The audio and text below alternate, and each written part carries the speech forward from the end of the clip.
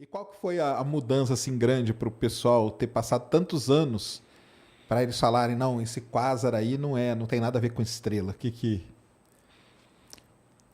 A primeira coisa isso então nós estamos falando de coisas que aconteceram há 50 anos Sim. atrás e foi um dos é lindo assim, eu adoro história da ciência. Eu gosto mais de como que se chega às Ah, sim, eu descobertas do também acho que o mais legal. resultado final, É. sabe? O resultado final é interessante, mas eu gosto de saber como é que se chega no resultado. Para mim, geralmente é mais interessante do que o resultado final. Então, o que aconteceu aí, eu vou resumir, eu gosto de falar, Não, pode falar à vou vontade, tem tentar, que ter problema não, cara. eu vou tentar ser mais breve. Mas a gente estava falando, se achavam que eram estrelas, e daí eles chamaram de quase-estrelas, que quasar é uma contração de quasi-stellar, quase uma estrela.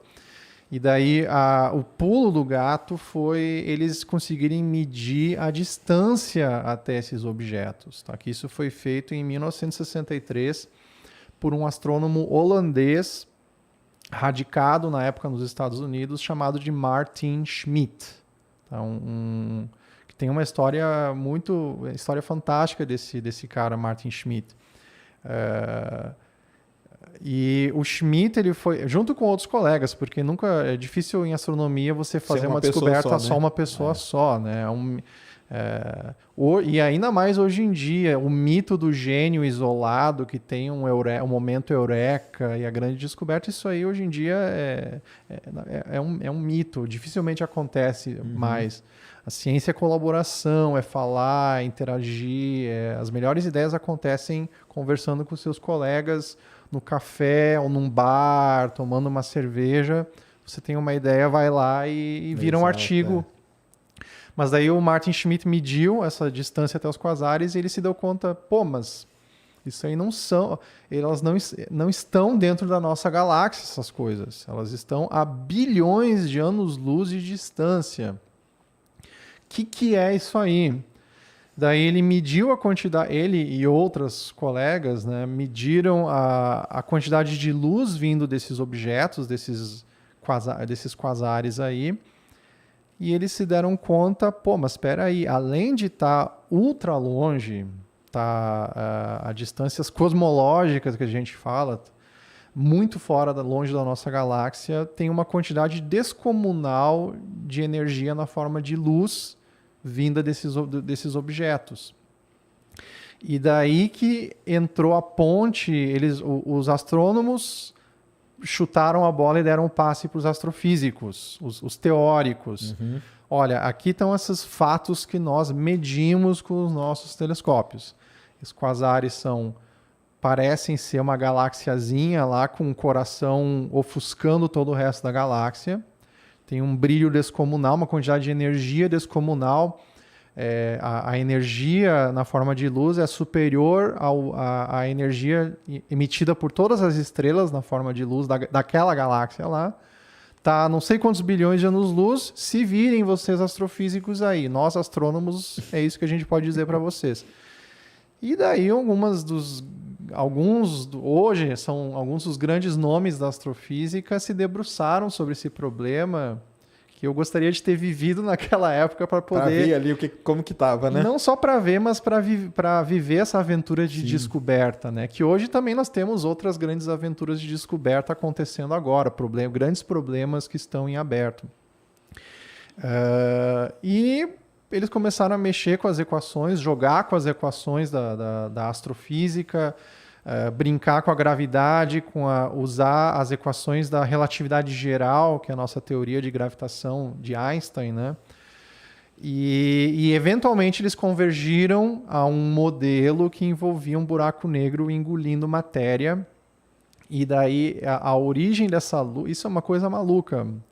A origem desse brilho desses núcleos de galáxias ativas é a energia armazenada na gravidade ao redor do buraco negro.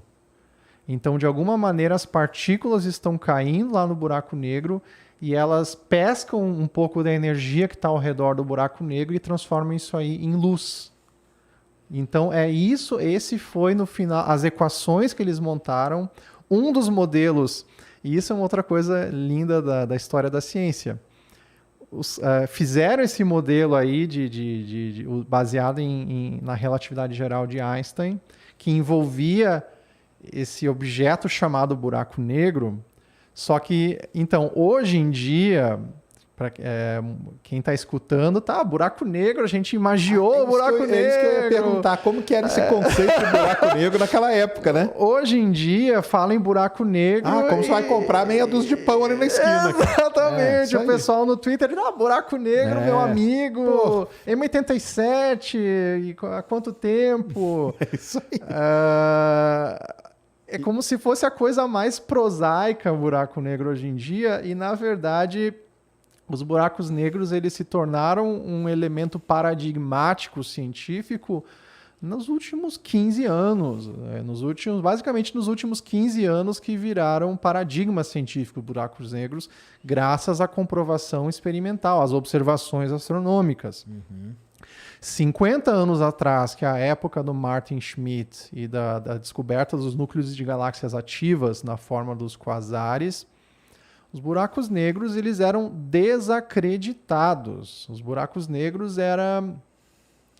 Eu não vou dizer que estava na mesma categoria de moto perpétuo, tá? Não tá, porque moto perpétuo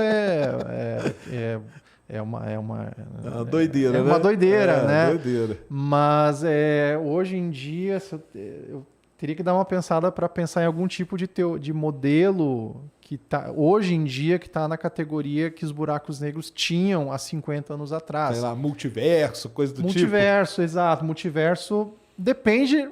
Podemos falar sobre isso. Tem vários tipos de multiverso, tá? E alguns deles são validados cientificamente, tá? Mas buraco negro era pura especulação. Eles eram, se você fosse num congresso de astronomia em 1965, 1964, na década de 60, tá? Ou mesmo década de 70, tá? E você falasse em buracos negros, você desse um seminário de buracos negros e falasse que aquilo existe, que não era que não tinha apenas uma existência matemática como uma solução de uma equação, mas tinha uma existência no nosso universo, os astrônomos iam rir da sua cara e iam te enxotar. Não, eles não iam te enxotar, né? Não iam te dar um chute. Nós, astrônomos, não somos... Não são assim malvados. A maioria, nós somos gente boa, tá? A maioria.